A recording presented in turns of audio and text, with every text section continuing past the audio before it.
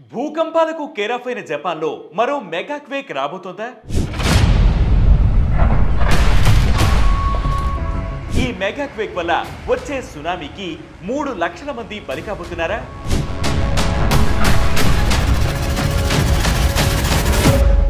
Recent గా Japan ఇచ్చిన warning ఏంటి? తీసుకుంటున్న జాగ్రత్తలేంటి? ఇండియాలోనూ ఇలాంటి రిస్క్ ఉందా? వస్తే పరిస్థితి ఏంటి? రిక్టర్ స్కేల్ పై 9 కంటే ఎక్కువ తీవ్రత నమోదైతే అది మెగా క్వేక్ అవుతుంది.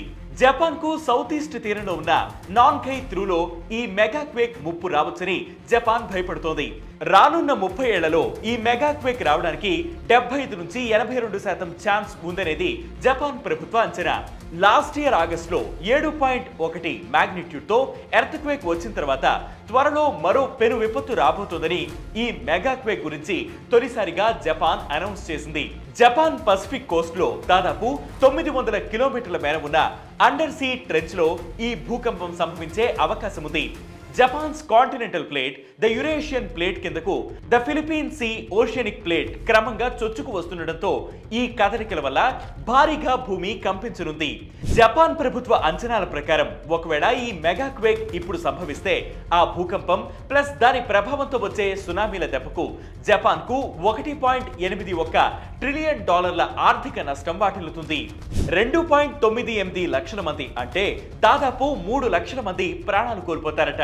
47 ప్రిఫెక్చర్స్ లో లేదా జిల్లాల్లో 31 ప్రిఫెక్చర్స్ లోని 764 మున్సిపాలిటీలపై ఈ మెగా క్వేక్ ఎఫెక్ట్ పడనుంది.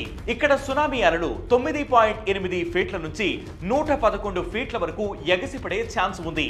20% ప్రజలను వెంటనే సురక్షిత ప్రాంతాలకు తరలించినట్లయితే అప్పుడు మృతుల సంఖ్య 2,15,000గా ఉండొచ్చని, 70% మందిని తరలించగలిగితే అప్పుడు డెత్ టోల్ 94,000గా ఉండొచ్చని అంచనా వేస్తోంది.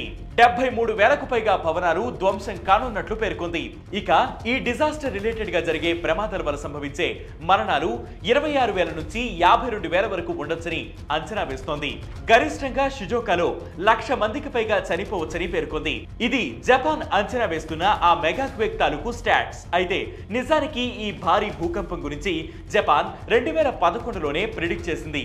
ఇక 2014 నుంచి ఆ డెత్ టోల్ అంచనాను తగ్గించే దిశగా కృషి చేస్తోంది. మొదట అసలు ఈ మెగా క్వేక్ వలన 3.23 లక్షల మంది బలి కానున్నట్లు జపాన్ అప్పట్లో అంచనా వేసింది. ఇక అప్పటి నుంచి ఈ మెగా క్వేక్ ఇంపాక్ట్ దేశంపై పెద్దగా పడకుండా ఉండేందుకు ట్రై చేస్తోంది.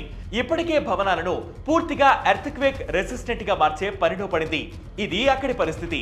ఎప్పుడో సంభవించే ఎర్త్ క్వేక్స్ కి జపాన్ వీలైనన్ని జాగ్రత్తలు తీసుకునేందుకు ట్రై చేస్తోంది. మరి మన ఇండియాలో పరిస్థితి ఏంటి? యాజ్ ఆఫ్ నౌ మన దేశంలో హిమాచల్ ప్రదేశ్, ఉత్తరాఖండ్, బీహార్ లో కొంత భాగం సహా ఈశాన్య రాష్ట్రాలు సెస్మిక్ జోన్స్ లిస్ట్ లో జోన్ 5 లో ఉన్నాయి. అంటే హైయెస్ట్ రిస్క్ ఉన్న ప్రదేశాలు. అక్కడ జపాన్ కు నాన్కై త్రూ మెగా క్వేక్ ముప్పు ఎలా ఉందో మన దగ్గర great Himalayan earth quake risk ఉంది. టెక్టానిక్ ప్లేట్ల కదలికల వల్ల ఇక్కడ కూడా భవిష్యత్తులో 8.2 నుంచి 8.9 తీవ్రతతో భూమి కంపించే అవకాశం ఉందని, దీనివల్ల 30 కోట్ల మంది ప్రజలు ప్రాణాలు రిస్క్ లో ఉన్నాయని శాస్త్రవేత్తలు హెచ్చరిస్తున్నారు.